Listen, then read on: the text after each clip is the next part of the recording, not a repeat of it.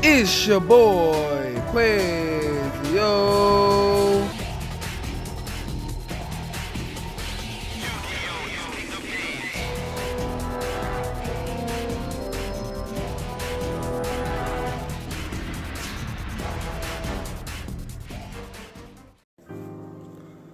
What's up, YouTube? You know who it is. It's your boy, Quiz, yo. I'm here today with John. He got something special to show y'all Mermail fans. He was playing a deck against me Mermail match, and I think his deck list is pretty cool. He got some interesting tech choices. So yeah, let's get right into it. Oh yeah. Alright, for my Mermails, I play 3 Teus, 2 Megalo, a Pike, and a Gund. Those are obviously the searches from that. I only play 2 of this because I don't want it to clog. I don't play any draw spells like Avarice, Desires, Murray, any of that stuff. So that's it for the Mermails. For the Atlanteans, 3 Dragoons, 3 Prince, 2 heavy infantry, and 1 marksman. I keep this in there. I mean, it comes up against like back row decks like Altergeist or like Eldritch. You can like kind of use the pop effect, but I like it more so for like the effect off of Diva. You can get an extra +1 that's like special to Prince, or you can OTK with Dragoons like you used to in like 2012. That's it for Atlanteans. And here's like where my theory of this deck is. If you open like a starter, like a good normal summon, you can do something somewhat decent with the deck. So I played the Undynes in here. I was playing 3, but I cut it for a couple of cards later in the deck, you'll see. Actually next. Yeah, y'all remember I used to run Undyne. Undyne is really pretty good. I mean, it can still combo. It can be like 5 princes. Yes, it sucks for like drawing the controller. Everybody knows. Don't want to see him in your hand. It's like playing an S-box, you know. But yeah. Yeah, there's like some weird applications you can do with needle fiber in this too, so I don't know. That doesn't come up very often, but that is something you can do. And then I'm playing 41 now. I added these 2 and dropped an Undyne. Just as like an extra extender to either link climb with, or like the extra piece for a Dweller or Bahamut Shark. Card's pretty good. I haven't play tested a lot with the 2, but I did play 1 a lot back in the day. And then Mulan Glacia. I'm playing the hand loop build, but I feel like most Mermail decks should play this. For my tuners, I'm playing Jet Synchron, Launcher, and Lapis Dragon. Like I said, I'm playing the hand loop build, so you have to play this so you can make Omega and Borload Savage without like the Sphere play or the Dime play. So yeah, those are my 3 tuners. I know a lot of people play 2 of this, but I like the 1-in-1.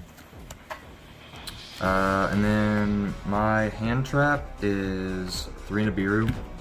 I play this for my main 2 reasons. I feel like the decks that like give Mermail a big problem are combo decks. Like back row decks you can kind of push through for the most part, but decks like Shaddoll Invoked and Adamantipator, this card's like really good against.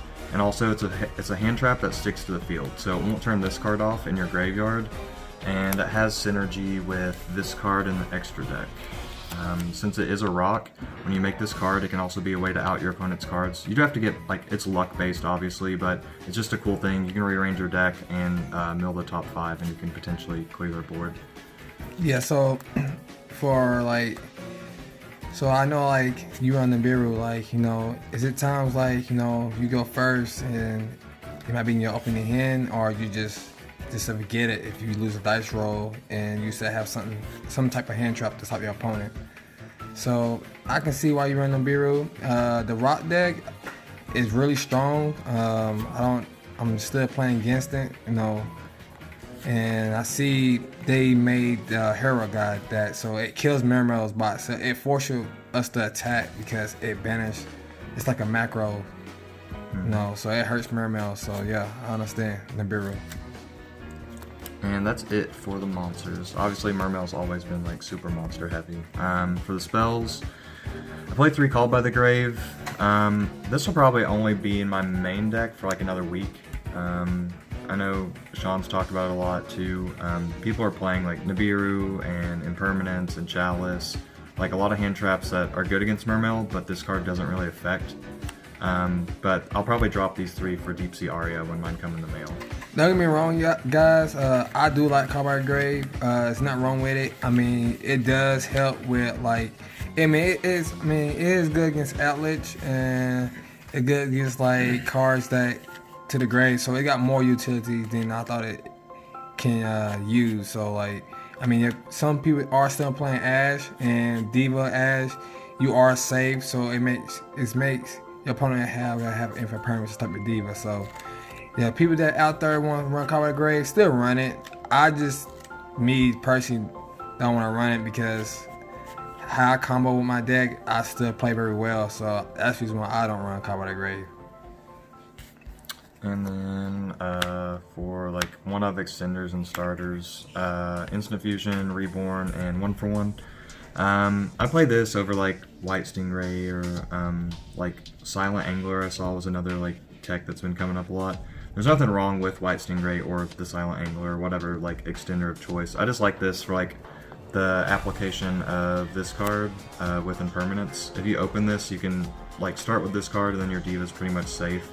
You still have to play around Nibiru obviously, but it's just like small interactions like that. And this also counts as like an extender for Bahamut Shark or Abyss Dweller.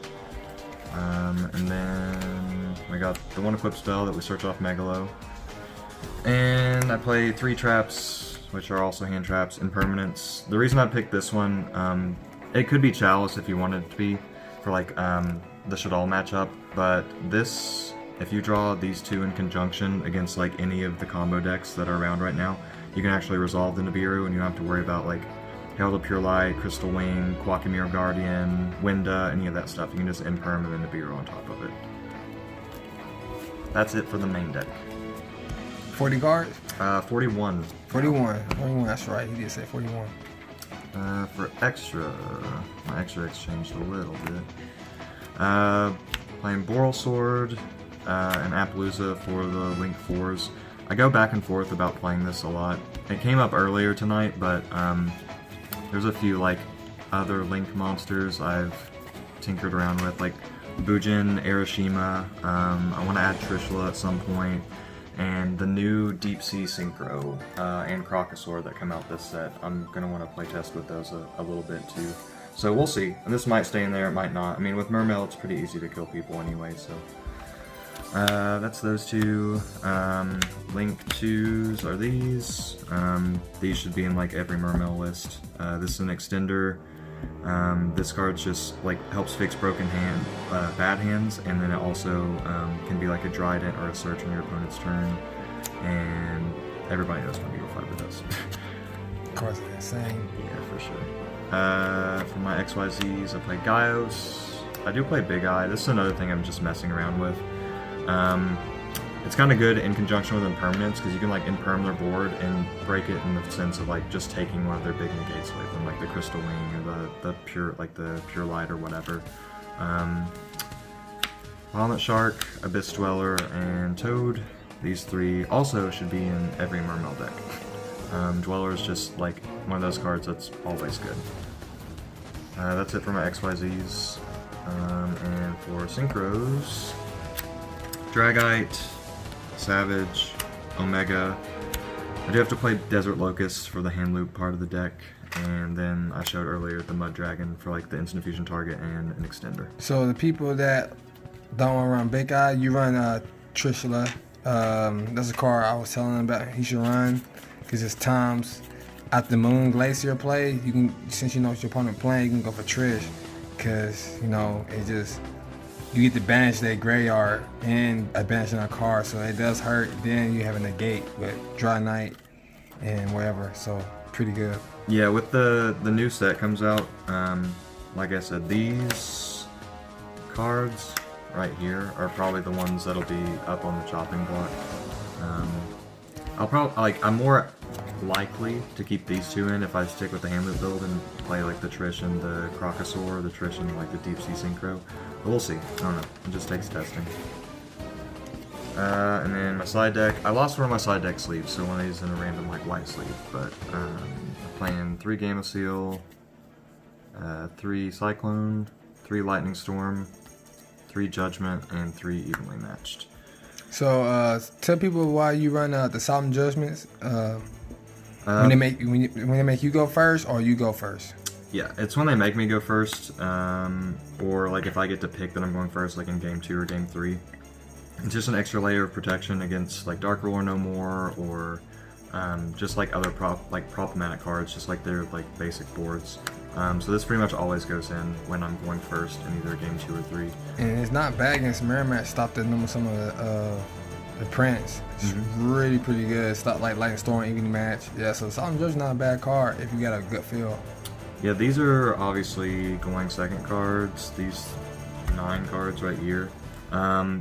This is kind of up for debate also. I really want to play Mystic Minds in here for the going second, just to establish fields. And but you gotta have something for Mystic Mind at the same time too. Yeah, for sure. And another card that I discovered today, it's called Performapal Seal Eel. I definitely want to side that card. It's like a scale 3 pendulum level 1 water monster. But in scale, when you activate it, you can target a face-up effect monster and negate its effects until the end of the turn. And then if you summon it, you can target a spell or trap card until the end of the turn. It can't be activated, and they can't respond with it either. So it's pretty good against like the entire meta right now. Against Adamancipator, if you play it in the scale, they have to like Crystal Wing it or Pure Light it. And then against Eldritch, you can literally normal summon it and then target a back row, and it shuts the back row off.